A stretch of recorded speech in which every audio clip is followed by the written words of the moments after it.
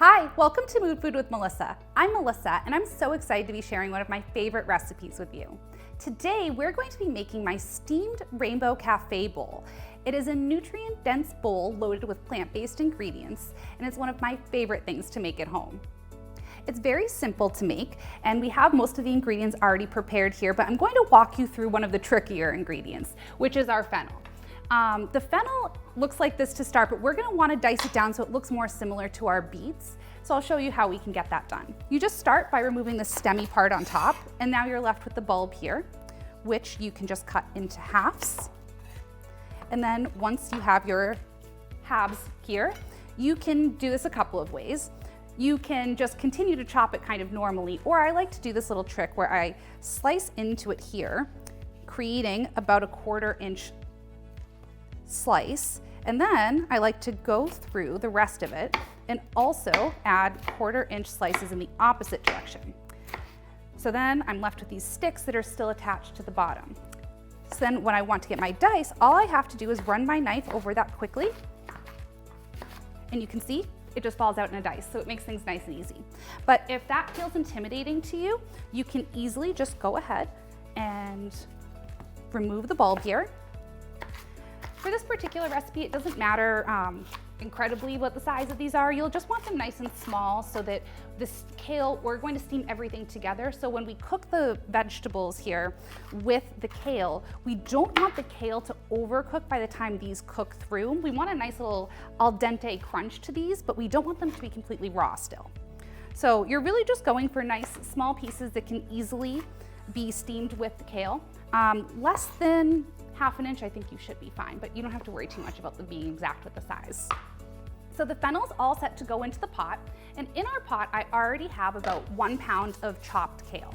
And as I've mentioned before, I like to just get the bagged kale. It makes things nice and easy, but of course you can always just work with a head of kale and chop it down. It doesn't matter size-wise, you just want small pieces of kale. So we're going to add about 1.5 cups of the fennel that we just chopped into the bowl. And we're not going to worry about mixing it together right now. We want the kale to kind of act as a bed so that everything is steaming up through the kale. And then we're going to add about 1.5 cups of beets that have just been chopped very similarly to how I just showed you how to do the fennel. So we'll add those in as well. And we won't be doing any seasoning at this phase of the cooking, so we're just going to add those in with a little bit of water and do a quick steam. So this is about 1/2 cup of water. You don't need a ton of water for this, but you want to make sure that there's enough water that the kale's not going to burn while it's cooking, but you need just enough water to create some steam for a few minutes. So I'll pop the lid on here and we will get our burner going.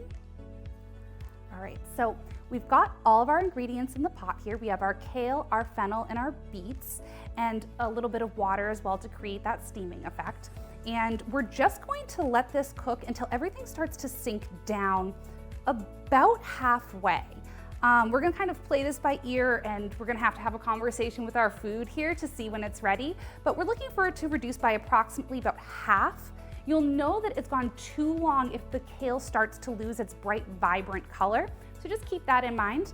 It's going to probably be about 2 to 5 minutes depending on the equipment that you're working with and the vegetables that you're working with. So we only needed about a minute on this stove. So make sure you're keeping a close eye on your pot and having that conversation with your food. More than time, you really want to look for certain things. And what you're looking for here is that reduction that we talked about. Everything's shrunken down by about half. And you can also see that we have the vibrant colors in there still. With that beautiful green, we have the beets that are bleeding into things just around them. And you want them to be just barely beginning to release their color. So to plate this, we're just gonna work with a single portion. Obviously this makes more than one portion, but we're just gonna plate up one. So to plate, all you have to do is take a little bunch here of your kale with your vegetables that are steamed. I like to try to make sure that I keep some of the beets and the fennel on top so we get that beautiful pop of color. And you'll want to add this to the middle of the bowl, leaving a little bit of room on either side for the avocado and the sweet potato that we'll be adding. So this is the sweet potato puree that I showed you how to make in a previous episode. It's just sweet potatoes with a little bit of coconut oil and sea salt. And we're going to start by adding a nice generous scoop right here. We'll spread that around a little just to kind of fill it in. Tiny bit more there. Perfect. So that looks beautiful. The next thing that we're going to add is 1/4 of an avocado. So this avocado I've already gone ahead and sliced in half, and you can see when I twist it like this, one side will come out with the avocado pit in it and the other half will not. This half will hold much better in your refrigerator for use at another time. So always remember to save the side with the pit for later and use this side for now. So to do this, all I'm going to do is slice my avocado in half like this, and I am going to use my knife to just scoop out that avocado 1/4 and get that released there and into our bowl. So now we're really just dressing and kind of garnishing our dish. We'll start with some dressing. This is the tamari ginger dressing that I showed you how to make in a previous episode. It's delicious with this salad. In my opinion, it really makes the dish. So we're just gonna add a generous amount of the dressing over the kale there. I love the colors that come with this dish. It's so beautiful and vibrant and colorful, thus the Rainbow Cafe Bowl title. The other thing we'll add here is just over the avocado, we're gonna add a little bit of everything but the bagel seasoning.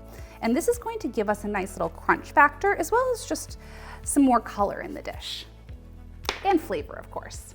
We're also going to add a little bit of nutritional yeast, and that is just a great thing to have in there. And again, we're just adding some additional color. And it does add a nice little cheesy note to the dish, which I love. And the last thing that we're going to add are some crushed cashews. These are roasted salted cashews, and I just did a very gentle crush on them. You could chop them or you can put them into a baggie and just give them a little bit of a crush. I like to crush them so you get some nice pieces that are still chunky and crunchy, but you also get these little powdery kind of pieces, and I love that variation of texture in this dish. So we'll go with just a generous little handful there. That looks so beautiful. I'm getting so excited to eat this just looking at it. So that's it. Our steamed Rainbow Cafe Bowl is ready to go. This is one of my favorite recipes to make at home as a meal prep recipe. And when I do that, I just don't steam all of the vegetables and kale at once. I just pull out a portion that I need to make for that meal, and then I put the rest in the fridge just kind of prepped in place. So this is a really great recipe I love to have it for lunch, for dinner. It's not the most portable recipe for maybe bringing to work with you, but in terms of having something healthy and on hand in the fridge that you can just throw together quickly, this is one of my personal favorites for sure. So you can find this recipe along with the tamari ginger dressing, the sweet potato recipe, and more at moodfoodwithmelissa.com.